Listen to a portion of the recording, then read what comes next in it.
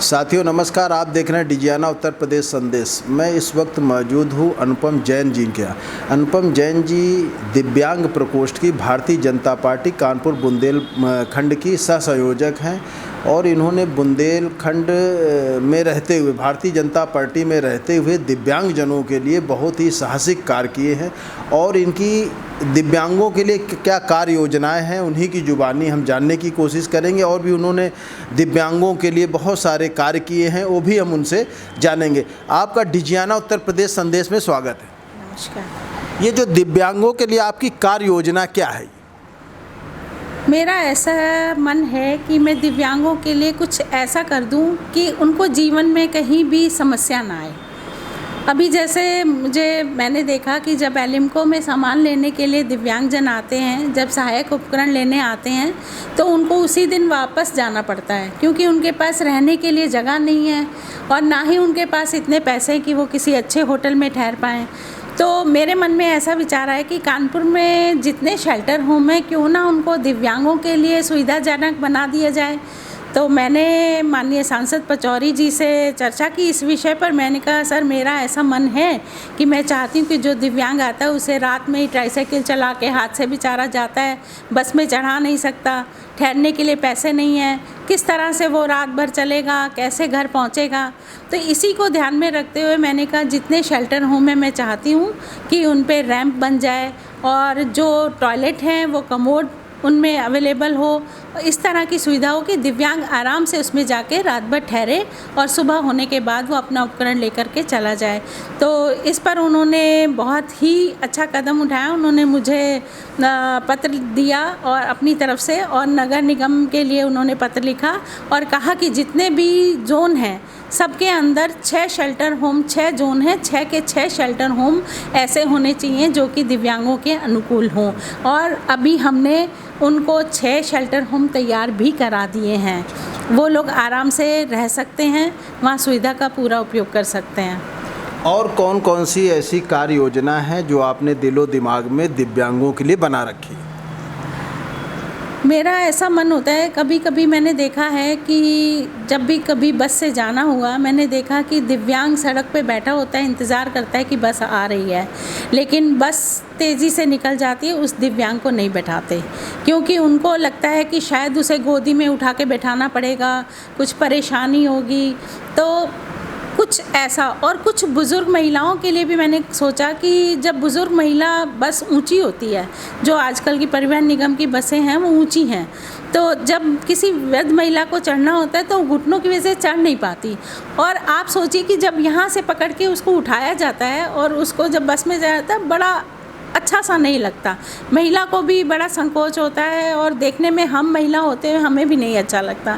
तो मेरा ऐसा मन है कि एक मैंने ऐसा अटैचमेंट बनाया और उसको डिज़ाइन किया कि जब बस रुके तो उसके साथ प्लेटफॉर्म रैंप टाइप का बना दिया और उसमें क्लिप लगा दिए, जो पायदान के अंदर दोनों क्लिप को 2 होल कर दिए जाए, उसमें फंसा दिया जाए और रैंप ऐसे फैल करके नीचे आ जाए, जिस पे कि दिव्यांग भी आराम से चढ़ सकता है और बुज़ुर्ग महिलाएं, पुरुष भी आराम से चढ़ सकते हैं। और मेरा ऐसा प्लान है कि मैं आगे इस चीज़ को, जितनी भी परिवहन की बसें हैं जो ऊंची हैं, जिनमें दिव्यांग नहीं चढ़ पाते, उनमें वो भी चढ़ पाएँ। इस तरह का अटैचमेंट मैं आगे चाहूँगी कि सभी बसों में लगे। दिव्यांगों के लिए आपने बहुत सारे कार्यक्रम भी आयोजित किए हैं, वो कौन कौन से मुख्य कार्यक्रम है, थोड़ा बताइए उसके बारे में। दिव्यांगों का अभी मैंने क्रिकेट मैच कराया था। ऐसे दिव्यांग जिनके किसी का आधा पैर नहीं है, किसी का हाथ नहीं है, इस तरह के दिव्यांगों का मैंने पूरे उत्तर प्रदेश के खिलाड़ियों को बुला कर के मैंने टीम 2 बनाई थी और उसमें क्रिकेट मैच कराया था और उन खिलाड़ियों को मैंने पुरस्कृत भी किया और मैंने दोनों ही टीम को बराबर पुरस्कार दिया, क्योंकि मेरे लिए वो दोनों बराबर थे। उन्होंने जो भी गेम खेला उसमें ना कोई हारा ना जीता, जिसकी हार हुई थी उसको भी उतना पुरस्कार दिया कि मेरे लिए वो सैल्यूट के काबिल थे, उनको सैल्यूट मिलना चाहिए। मिला के प्रोत्साहन दोनों टीम को बराबर से देना था मुझे, तो मैंने दोनों ही टीम को बराबर पुरस्कृत किया ताकि हौसला बढ़े, ये लोग आगे बढ़ें, क्रिकेट खेल रहे हैं। कुछ ऐसे दिव्यांग भी मुझे मिले कि जो रेस करना चाहते हैं, और व्हील चेयर पे खेलना चाहते हैं। अब थोड़ा सा उनके लिए प्रयास है, क्योंकि ये समस्या आती है कि इन लोग को जितने भी ग्राउंड हैं, जैसे ग्रीन पार्क है और ये है, इनमें इनको प्रैक्टिस के लिए जगह नहीं मिलती। तो मैं अपने जिला अधिकारी महोदय से मिलने वाली हूँ बहुत जल्दी, और उनसे निवेदन करूँगी कि 1 या 2 दिन उनको नेट प्रैक्टिस के लिए सुविधा उपलब्ध कराई जाए। आपकी जो दिव्यांगों के लिए कार्य योजना है, उसमें जो है एज ए पार्टी अगर हम बात करें तो पार्टी के माध्यम से या पार्टी के नेताओं को उसके माध्यम आपको सपोर्ट कैसा मिलता है? अच्छा मिल रहा है कि नहीं मिल रहा? मुझे बहुत अच्छा सपोर्ट मिल रहा है। हमारे जिला अध्यक्ष जी सुनील बजाज जी, हमारे क्षेत्रीय अध्यक्ष जी मानवेंद्र सिंह जी और माननीय सांसद जी, हमारे विधायक जी, सभी जिस काम को भी मैं हाथ में लेती हूँ उसकी पूरी मदद करते हैं मुझे, और मुझे बहुत सपोर्ट करते हैं और मेरे कार्य की सराहना भी करते हैं, जिससे मेरा उत्साह बढ़ता है। जैसे मैंने अभी नरेंद्र मोदी जी, हमारे जो प्रधानमंत्री जी हैं, उनके जन्म दिवस पर मैंने एक वयश्री योजना और एडिप योजना का कैंप आयोजित किया था। बिग कैंप था, 7 डेज़ कैंप चला था, और उसमें मेरा पूरे ऑल ओवर इंडिया में कैंप का सिलेक्शन हुआ था बिग कैंप्स में, और 2 कैंप चुने गए थे पूरे भारत में। उन कैंप में से एक कानपुर में आयोजित मेरे द्वारा कैंप था, और उसमें वर्चुअली हमारे केंद्रीय मंत्री डॉक्टर वीरेंद्र जी वर्चुअली जुड़े थे, और बहुत बड़ा कार्यक्रम था जिसमें हमने लगभग 1 करोड़ का सामान वृद्ध लोगों को और दिव्यांगजन को उपलब्ध कराया था।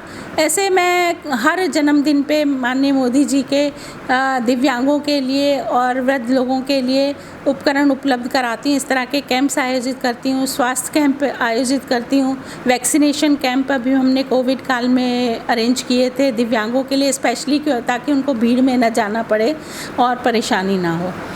और किस तरीके की नई योजना जो है आप दिव्यांगों के लिए आगामी समय में करने वाली हैं? एक तो मेरा मन है कि जो दिव्यांग हैं एलिम्को में आते हैं, सुबह 9 बजे से बेचारे आ जाते हैं और शाम को उन्हें 5-6 बज जाता है।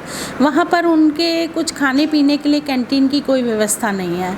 तो मेरा मन है कि आगामी समय में मैं ऊपर जहाँ भी हम कर पाएंगे, ऊपर निवेदन करके हम चाहेंगे मंत्री जी से कि वहाँ पे एक कैंटीन की व्यवस्था कराई जाए, ताकि वहाँ पे दिव्यांग इतनी देर के लिए आते हैं भूखे ना रहें।